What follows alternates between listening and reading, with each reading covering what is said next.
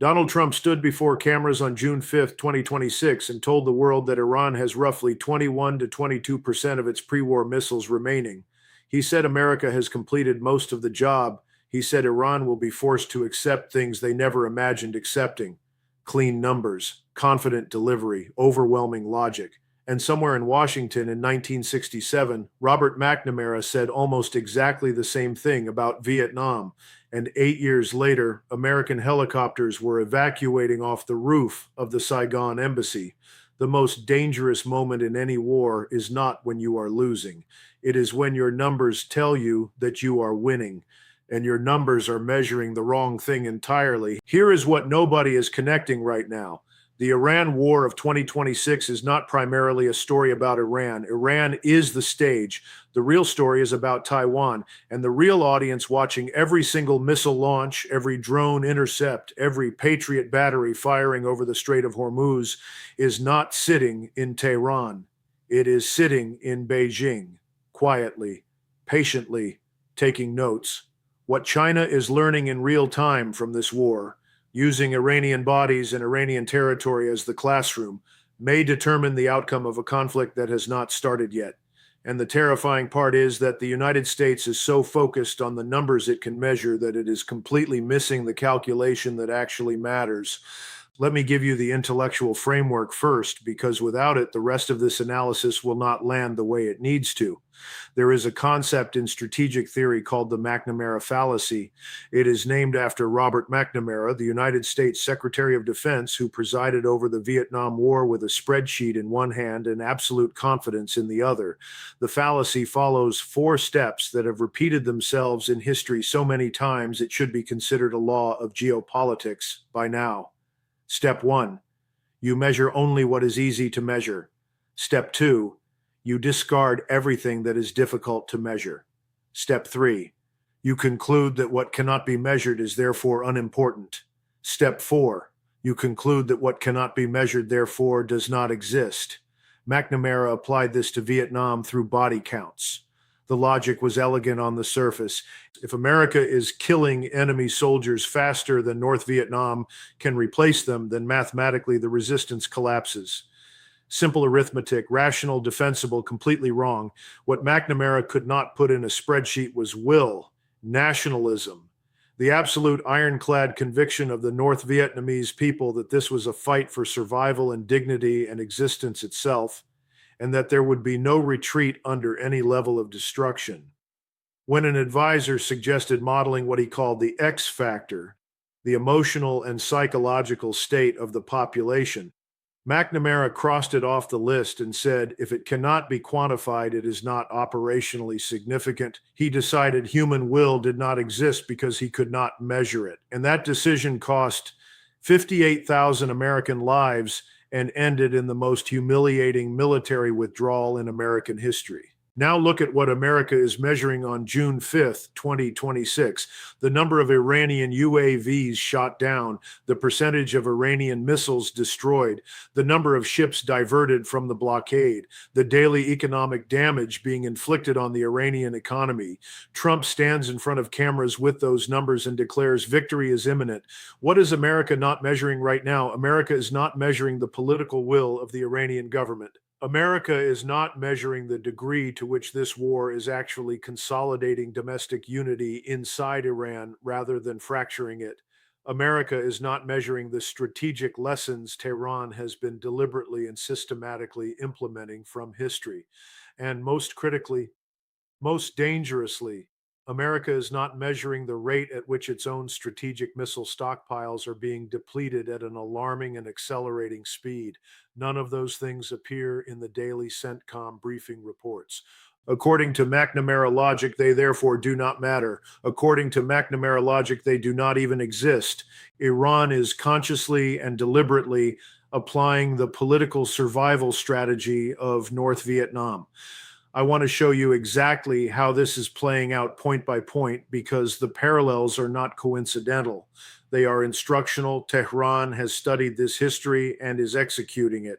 The first lesson Iran borrowed from Hanoi is what the Vietnamese called fight and talk.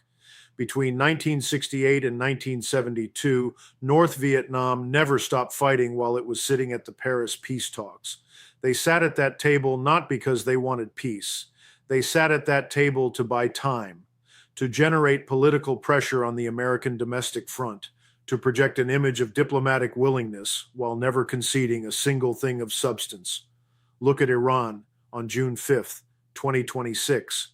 Mohsen Rezai, the senior military advisor to the supreme leader, publicly declared that negotiations are at a complete dead end and that the ball is entirely in Trump's court. Iran simultaneously announced that any deal must include the immediate release of $24 billion in frozen assets, and they tied any ceasefire framework to Israel's complete and unconditional withdrawal from Lebanon, a condition they know with absolute certainty Israel will never accept under any circumstances. These are not the demands of a party that is genuinely trying to reach an agreement. These are demands carefully and surgically engineered to guarantee that no agreement is possible in the near term. Because every day that negotiations fail, Iran gets one more day to reposition its forces, open new supply routes around the blockade, and reinforce the internal political narrative that the country is resisting an existential assault with dignity and resolve. The negotiating table is not a peace table, the table is a clock. The second lesson Iran borrowed from North Vietnam is turning the war itself into a source of internal political strength rather than a source of fracture. Hanoi understood something profound about American military doctrine that Washington has never fully absorbed. American bombing campaigns did not break the will of the North Vietnamese people. Every bomb that fell on Hanoi did not shatter the regime. It welded the population together. The Hanoi Politburo actually used the pressure of the war to conduct internal purges of officers and intellectuals who favored early negotiation. They called it the anti-party revisionist affair of 1967. The war became the justification for eliminating dissent. The very instrument that was supposed to destroy them became the foundation of their political survival. Now listen very carefully to what Iranian Foreign Minister Abbas Araghchi said publicly in the days following the most intense phase of the current campaign. He said the war became a source of strength for Iran. He said no one expected us to be able to endure and resist for 40 days. He said this was no small matter, and to force America to seek negotiations and request a ceasefire.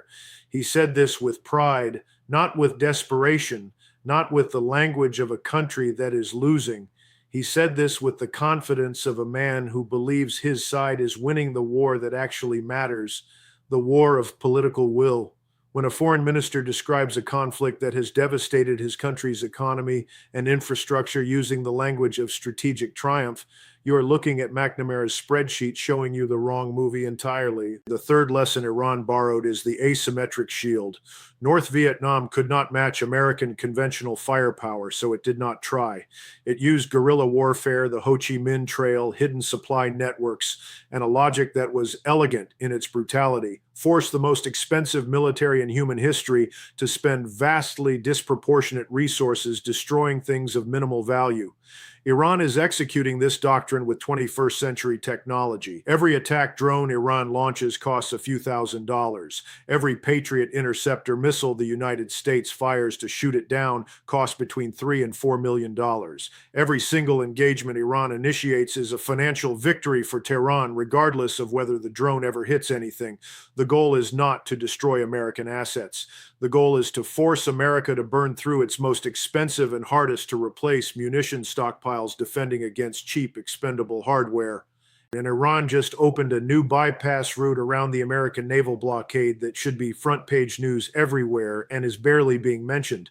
The port of Qasr in Iraq is now emerging as a transit hub for Iran-bound cargo. Ships are unloading in UAE ports, transferring goods to vessels flying non-Iranian flags, routing through Qasr, and moving the cargo into Iran through land corridors. The Ho Chi Minh Trail of 2026 just grew a new branch. It does not appear in any CENTCOM daily report. According to McNamara logic, it therefore does not exist. The fourth lesson Iran is borrowing is maintaining genuine strategic autonomy rather than becoming a puppet of its larger allies.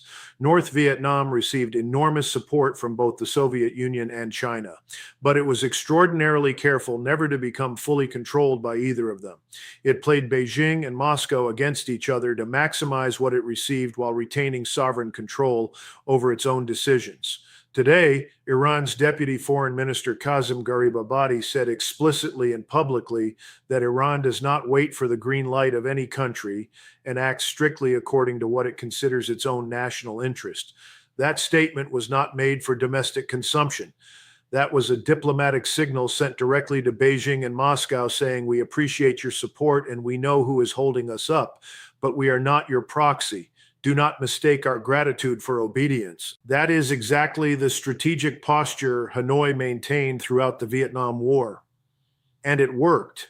Now I want to do something intellectually honest before we go further. I want to present the strongest possible case that America is actually winning this war, because the strongest version of that argument deserves to be heard properly. Here it is. Iran is genuinely suffering. The Iranian government is struggling to pay civil servants. The Iranian rial has collapsed in value. More than 78% of Iran's conventional naval capacity has been destroyed according to assessments. Its industrial defense infrastructure has sustained severe damage since Operation Epic Fury began, and most significantly of all, Iran has agreed to transfer part of its uranium stockpile to a third country. That is a concession Tehran would never have made before this war began. Real pressure has produced a real result. That argument is compelling, and it has a factual foundation. Iran is suffering. That is true. But here's the question this argument cannot answer. If Iran is truly collapsing, why are Iranian ballistic missiles still hitting Kuwait and Bahrain? If the economy is broken beyond recovery, why is the foreign minister speaking the language of strategic victory? And if America is winning so overwhelmingly according to the numbers, why, after more than 100 days of what Trump describes as near total military success, is there still no ceasefire agreement? Why are negotiations described by Iran's own senior officials as being at a complete dead end? The numbers do not explain this. The McNamara spreadsheet does not explain this. To explain this, you need to look at the third factor that the mainstream is almost completely failing to analyze. Let me show you who is actually deciding the outcome of this conflict. In the Vietnam War, North Vietnam could not have survived without Soviet and Chinese support. The Soviets provided the SA-2 surface-to-air missile systems that shot down American jets. China provided small arms, food, and the railway infrastructure that kept supply lines functioning. And both powers protected Hanoi at the United Nations, preventing America from building the international consensus needed to escalate fully. In 2026, Russia and China are playing exactly that same role for Iran, but they are executing it at a level of sophistication that makes the Cold War version look rudimentary. Russian military intelligence, the GRU, has been sharing real-time satellite surveillance data directly with the Islamic Revolutionary Guard Corps. This data provides Iran with precise coordinates of American military assets across the region, at Bahrain's Fifth Fleet headquarters, at Ali Al Salem Air Base in Kuwait, at Diego Garcia, at Al Udeid. This is not passive diplomatic support. This is live battlefield intelligence being used to target American forces in real time. Iran's deputy foreign minister referenced Iran's external support network explicitly, and Russia is also working with Iran on connecting their banking systems. The Iranian Shatab network linked to the Russian Mir payment infrastructure creates a financial corridor operating completely outside the American dollar and the SWIFT system. The economic Ho Chi Minh Trail running in perfect parallel with the physical one. Now here is what China is doing, and this is where this analysis becomes something no cable news broadcast is connecting properly. China has provided Iran with the YLC-8B long-range stealth surveillance radar system. They have also provided Iran with MANPADS, man-portable air defense systems, shoulder-launched surface-to-air missiles. And Iran is strongly suspected of having used those Chinese-supplied MANPADS to shoot down an American F-15 fighter jet worth $90 million, a $90 million aircraft brought down by a weapon a single soldier can carry on his back. This is not conventional warfare. This is a fundamental economic equation, the cost to destroy versus the cost to replace.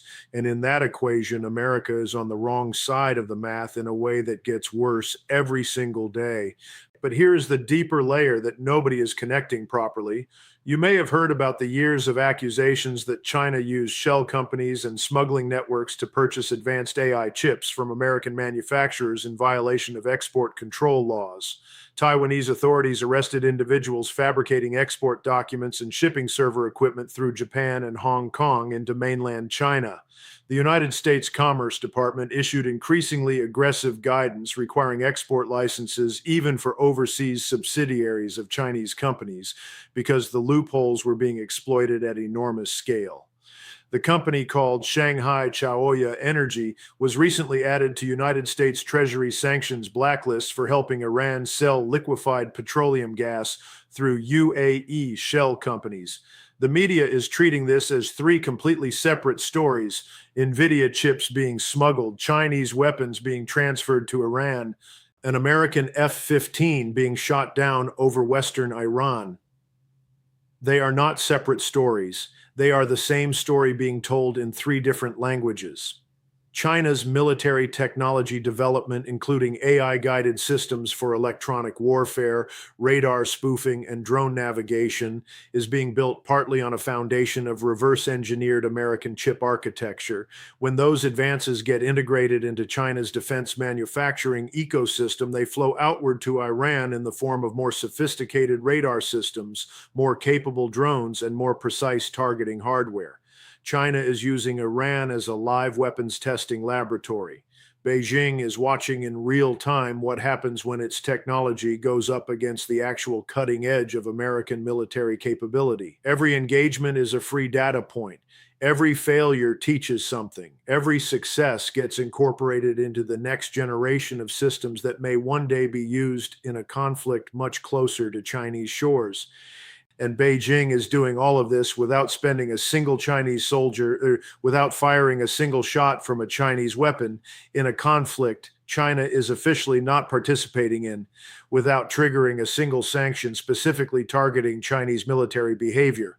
When the United States submitted a draft resolution at the IAEA Board of Governors meeting to condemn Iran's nuclear program, the permanent representatives of Russia and China immediately organized a joint meeting with Iran and IAEA Director General Rafael Grossi to block the draft. No public explanation, no press statement, just quiet, coordinated action. The Soviet Union protected North Vietnam in the United Nations Security Council. Russia and China are protecting Iran in the IAEA. The architecture is identical, only the institution has changed.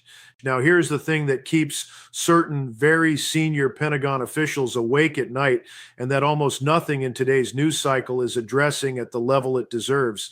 The United States has fired an enormous number of Patriot interceptors, THAAD interceptors, SM-3s, and SM-6s to shoot down Iranian UAVs and ballistic missiles over the past 100-plus days.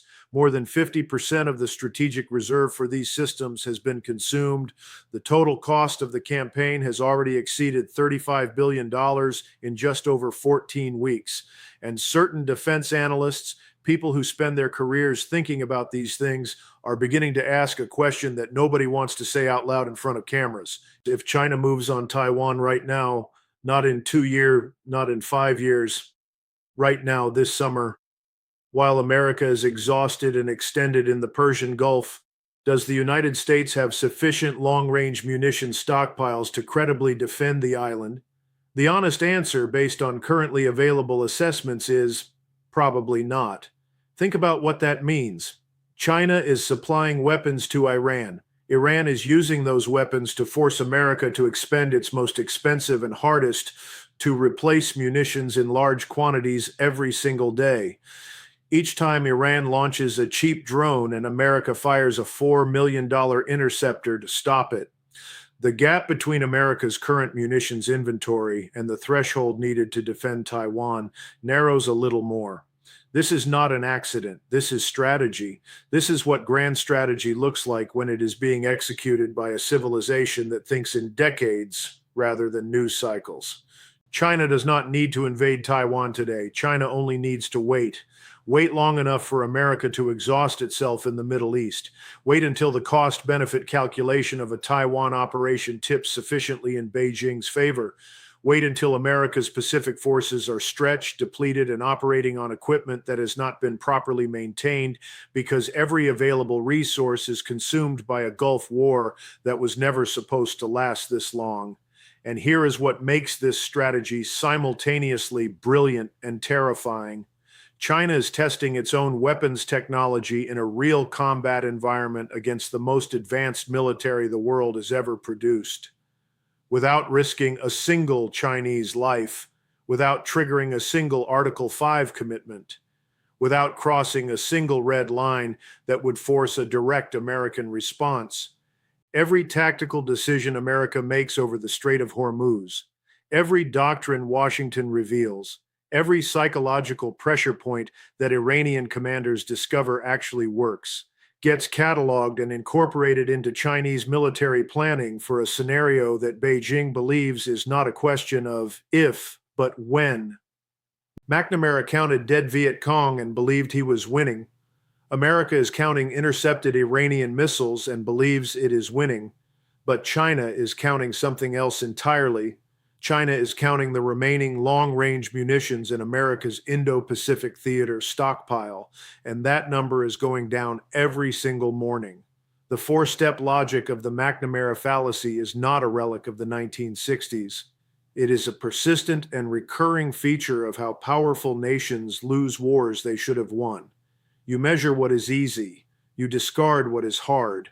You decide that what cannot be measured does not matter.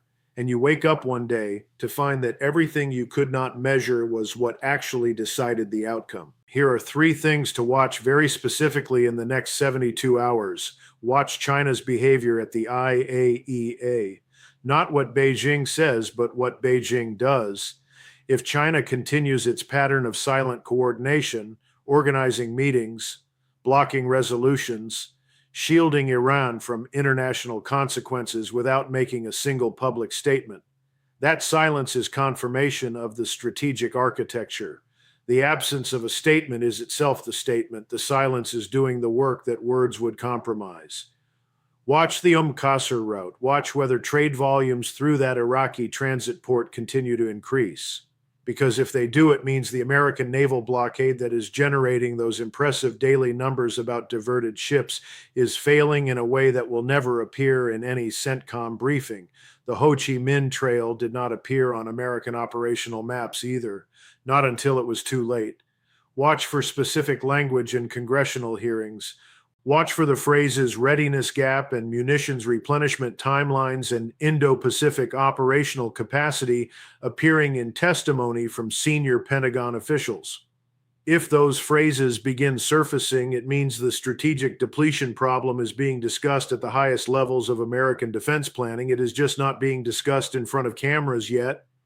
When McNamara stood before Congress in 1967, with his charts and his body count ratios showing America was winning, he was not lying. Those numbers were accurate. Those figures were real, but they were not the truth, because the truth was not inside the numbers. The truth was in everything the numbers could not capture, in the will of a people who had decided that no level of destruction would make them stop fighting for what they believed was theirs.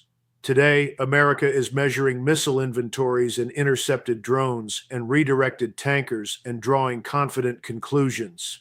Iran is measuring its own endurance and political cohesion. Russia is measuring the bandwidth Washington no longer has for Ukraine. And China, very quietly and very patiently, so with a long horizon strategic culture that has defined Chinese civilization for thousands of years, China is measuring the remaining long-range munitions in America's Pacific theater, and Every single morning, that number is a little smaller than it was the day before.